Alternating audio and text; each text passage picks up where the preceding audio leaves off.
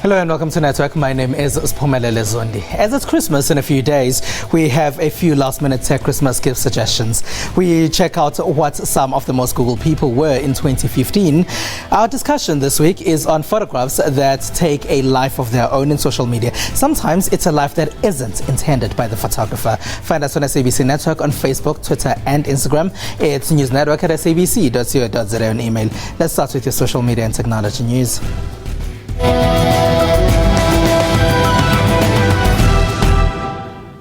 South Africa's Communications Minister Faith Muthambi says there's a plan to have 90% of South Africans on digital terrestrial television by May 2016. The minister announced this as she was handing out free set-top boxes to residents of Gaymoos in the Northern Cape province. South Africa's Department of Communications has finally started with the rolling out of set-top boxes to be used in the new digital TV format.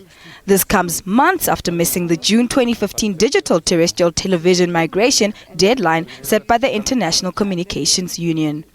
Department Minister Faith Muthambi says that they plan on having 90% of the country migrated to DTT by May 2016. We are rolling it out, this project, with speed. The manufacturers have promised all of them to be delivering 100,000 each by the end of January. Our plan is that come May, we should have at least reached 90%. Once we reach 90%, then we'll have to switch off. Meet Maria Slinger, one of the first beneficiaries of a free set-top box in the Northern Cape. The set-top box is a receiver that decodes the digital signal, enabling Maria to watch TV. I'm very happy. I'm now going to watch TV with a good picture. Set-top box tenders came under the spotlight in October following allegations of them being imported from a manufacturer in Shenzhen, China. The news saw reactions from the Department of Communications, which later announced that it will launch an investigation against the Universal Services and Access Agency of South Africa, otherwise known as USASA, regarding the matter. South Africa joins other SADC member states that successfully switched to digital broadcasting in June 2015, and they are Namibia, Malawi, Mauritius, Tanzania, Zambia, and East Africa's Rwanda. Casper Nyovest and Flabber dominated Google searches this year. Fees Must Fall was the most tweeted hashtag in South Africa. Let's see which issues made the list. Casper Nyovest has been dominating the news with his Fill Up the Dome concert. He has also been in social media and music feuds with rapper AKA. It's no wonder then that he and other celebrities were searched a lot on Google this year. You've got Casper, you've got Flabber, tragic. We've got Pastor Zondo with that incident. We've also got Senzo still trending from last year. We've got Simba. So it's quite an interesting list of South African people this year. Give Flabber. Nazo, Sasha Steed, Tovita. Not so, I take a queen. Sofinda. Rapper Flabber's girlfriend Sindisiwe Mangaile was recently found guilty of his murder. SABC3's top billing presenter Simba Mere died in a car accident in Johannesburg earlier in the year. Load shedding was one of the most trending topics on both Twitter and Google searches. This is after South Africans went through days of darkness in winter. If you look at the current affairs list, you've got things like load shedding, which is a huge issue for us this year, and xenophobia as well. So I think South Africans, it's always the news is setting the agenda for South Africans. Some of the most tweeted issues include Fees Must Fall, the Rugby World Cup, and Protea Fire. The most YouTubed video in South Africa is the mugging of SABC's Vuyo Mfoko as he was getting ready to do a live news link. Google says every issue that dominates would be linked to an event taking place at that particular time. So context is actually quite interesting because before we finalize the list, we have to try and see what was happening around the time that people were searching for this. But the year is not over yet, and there's a chance that some of the events taking place now might creep into the list of the most Googled, YouTubed or tweeted issues before the year is over. It's Christmas in a few days, so here at Network we thought we could check out some products that you can buy as last-minute Christmas gifts. As the Star Wars craze has taken over around the world, we thought it would be a great idea for fans and kids to get the BB-8 droid by Sphero. So all the Star Wars fans can come get their BB-8. BB-8 is a character in the film and mobile app-controlled toy moves, does a few tricks and actions. In the mobile device department, there is the Mi 4 smartphone by Xiaomi. The company is launching at low prices in South Africa. First and foremost, in South Africa, this device is going for 3,799 Rand. For people with deeper pockets, there is the Huawei Mate S that costs about 12,000 Rand in South Africa. You have knuckle sense technology. It's now able to identify touch from your knuckles. So just by double tapping on your screen, it takes a screenshot like that and you can instantly share it. You're also able to double tap with 2 knuckles on your screen. You find right now it's recording a mini video of everything that takes place on the screen that's happening right now is being recorded, and you can share that with anybody that you so wish. You want to stop it, just drag it down, click on stop, and you have a video now recorded on your mobile device.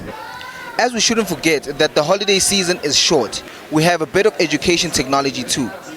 The Sphero 2.0 robot can teach kids how to code. It comes with 26 apps, so it's going to keep you busy the full holiday. So these are just a few suggestions from us here at Network. If you still need to rush to that technology store to buy gifts for your friends and family. Uber has partnered with Facebook, and WhatsApp went off and then back on again in Brazil. These are some of the tech stories that made headlines this last week. Hello and welcome to another edition of the SABC News Tech Wrap. Now I am coming to you from our very own backyard here at the SABC headquarters.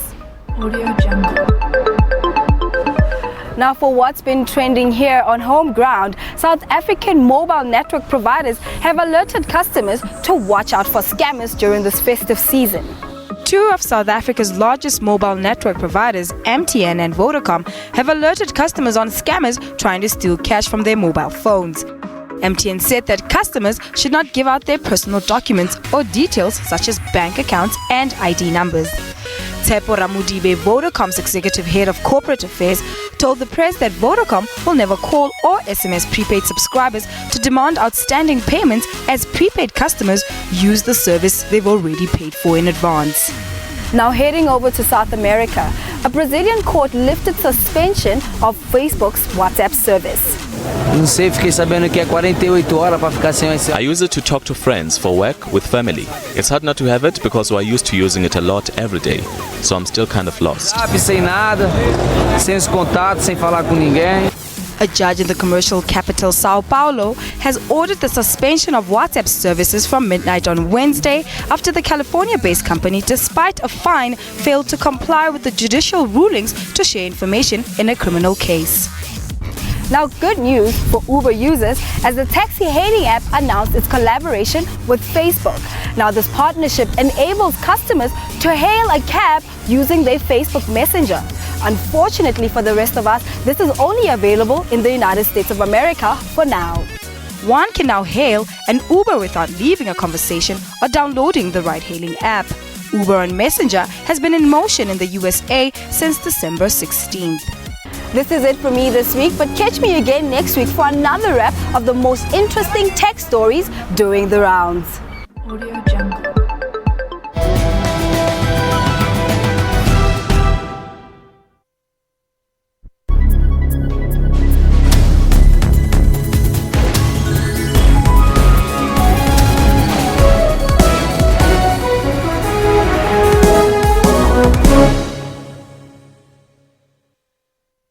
Hello, it's a favorite minister here.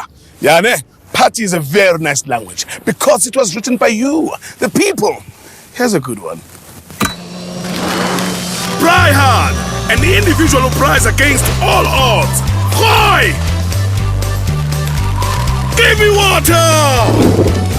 Ryehards, keep cool with a case of Costa Light for $179.99 and help make party South Africa's 12th official language. Tops at Spa. Shake things up. How great would it be to have Sia back for this reunion? He's been traveling Africa for years. He's impossible to get a hold of. We know what he drinks. Let's find him. Yeah!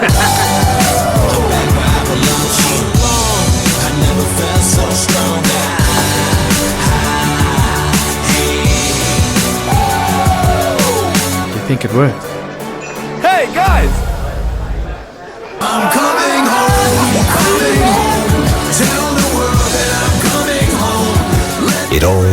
comes together with a castle.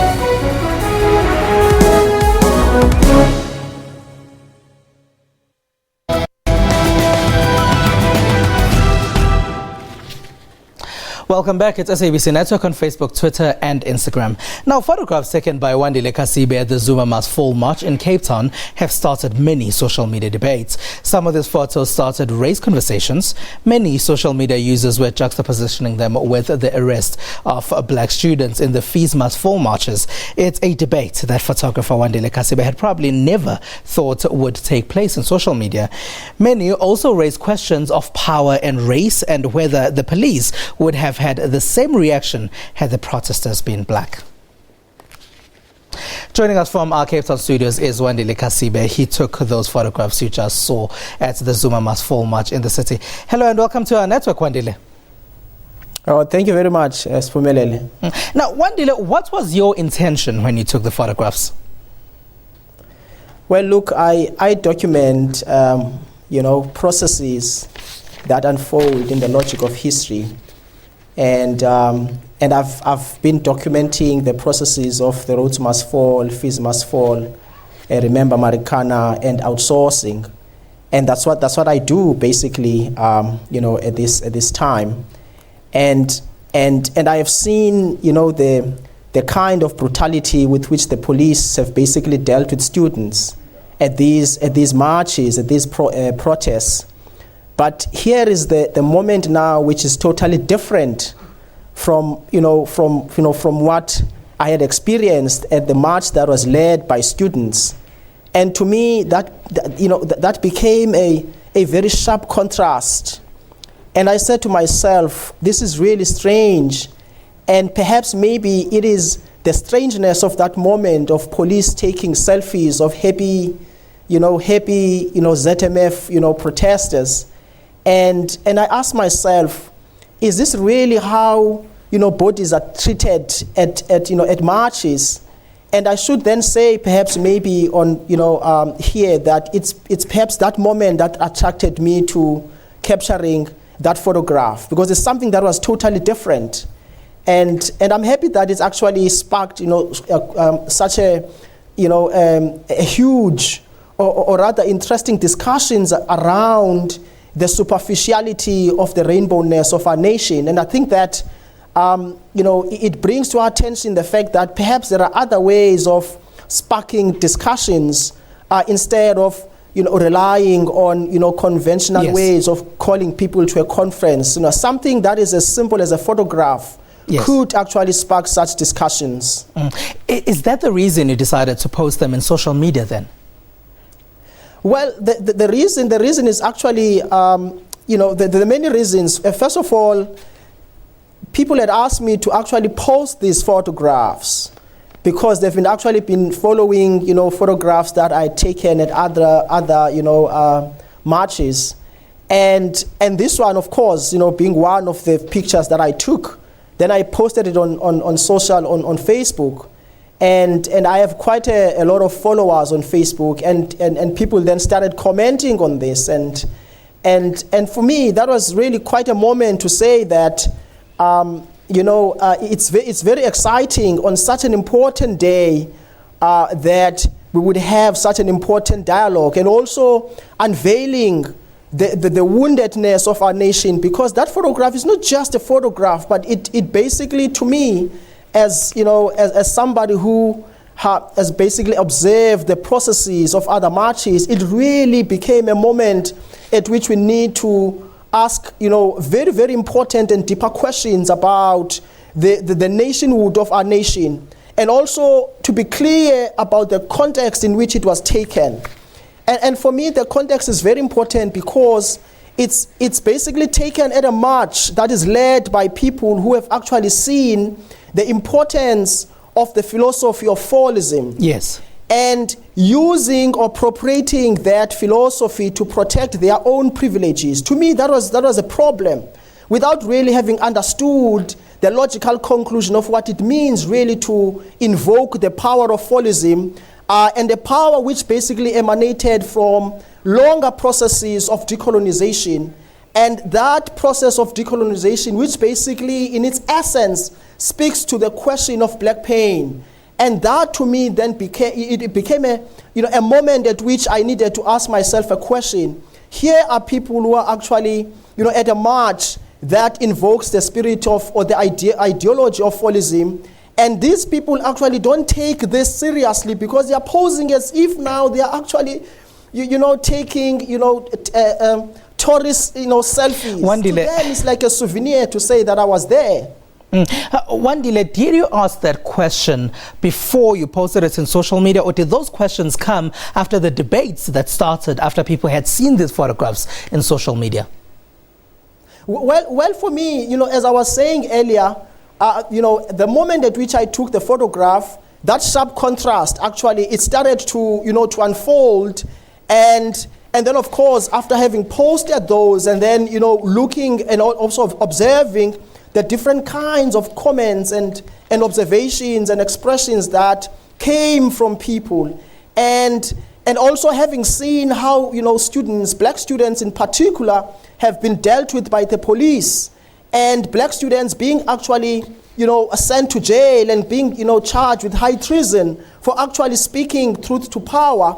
And here is a march that is aimed at invoking the very same, philosophy of fallism, and yet you have a different treatment. The police treat, these, protesters differently. And that to me poses a very, very serious question to say, who actually gets treated, in a different way, or bodies, certain bodies are treated differently. Yes. Because if we had actually taken that photo at a different march, we would be talking about a different narrative now. All right. And I must also state the fact that Wandile, I'm going to ask you we have about 30 seconds, so if you can just. All right. All right, thank you very much for joining us from Cape Town, Wandile Kasibe. Wandile took photographs at the Zuma Must Fall March in Cape Town, and those photographs started different debates in social media. Now, this week, we caught up with actor Matli Mohapilwa. He told us what his favorite piece of technology is.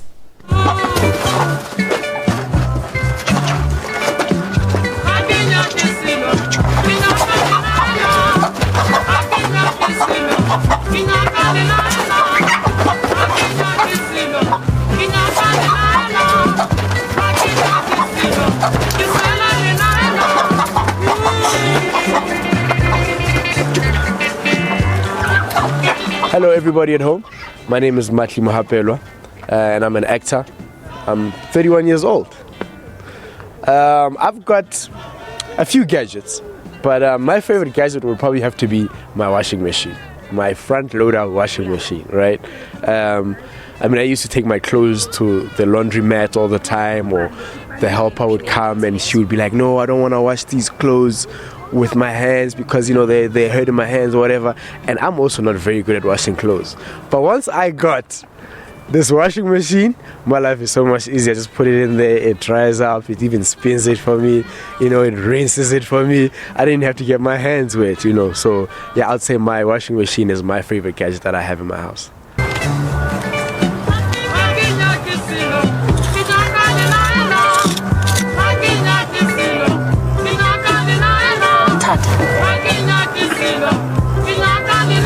Christos, so we will let a cook. Yeah, for my England. Let's hear in here. Okay, so look.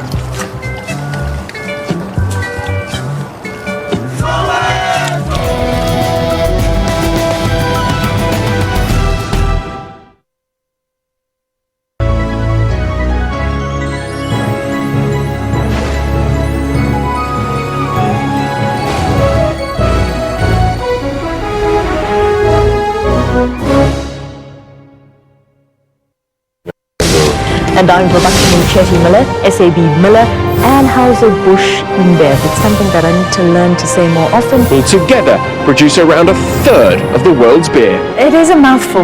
Have you ever considered skin bleaching? Nigeria tops the list of African countries with 77% of its women bleaching their skin.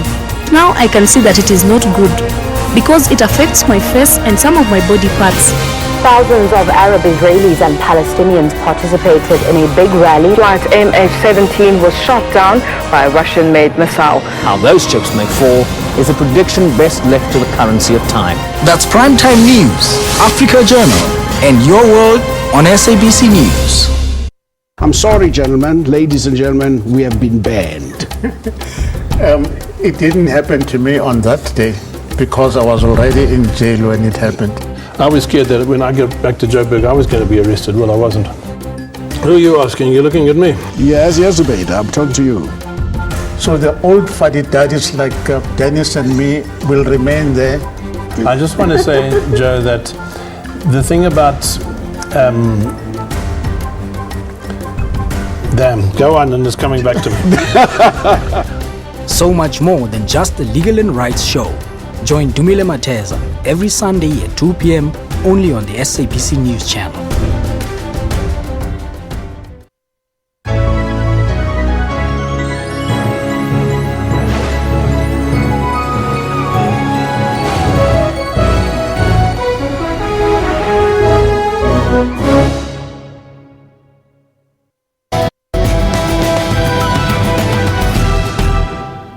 Welcome back. It's News Network at sabc.co.za, News Network at sabc.co.za on email.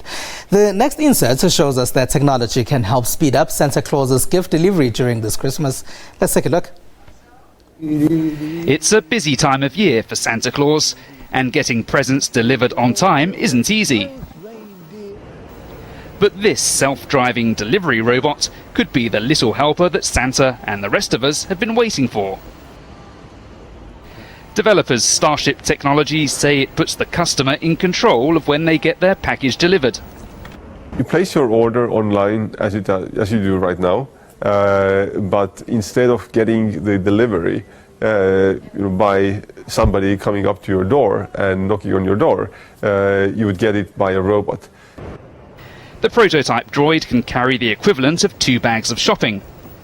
Orders will be delivered to a designated hub or retail outlet before being loaded into one of the robots for the final delivery. Customers can choose from a selection of precise slots, meaning you can pick a delivery window of just 10 minutes. The electric robot is eco-friendly and fitted with navigation and obstacle avoidance software.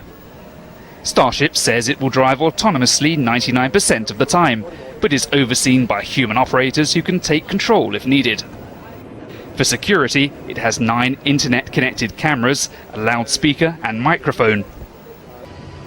The parcel compartment is locked and can only be opened by the customer's smartphone. I guess Santa Claus would not be coming to South Africa. Let's see what some people have been sharing in social media. On Twitter, people from across Africa have been sending their thoughts to the people of Burundi in social media. The country's government has rejected a United Nations peacekeeping force. This is after months of violence. Some have been trying to find out about an Air France plane that was grounded in Kenya after a parcel believed to be a bomb was found in the bathroom. It's since revealed it was a hoax. The hashtag Miss World 2015 was trending throughout the weekend. Miss Spain was crowned by Miss World 2014, South Africa's Rolene Strauss. The current Miss South Africa, Lizzie Laurie, was in the top 10. And that's all we have for you. Find us on SABC Network on Facebook, Twitter and Instagram. It's News Network at sabc.co.za on email. We play out with a video of a 3D Christmas tree projection in Taiwan. From me and the rest of the network team, have a good one.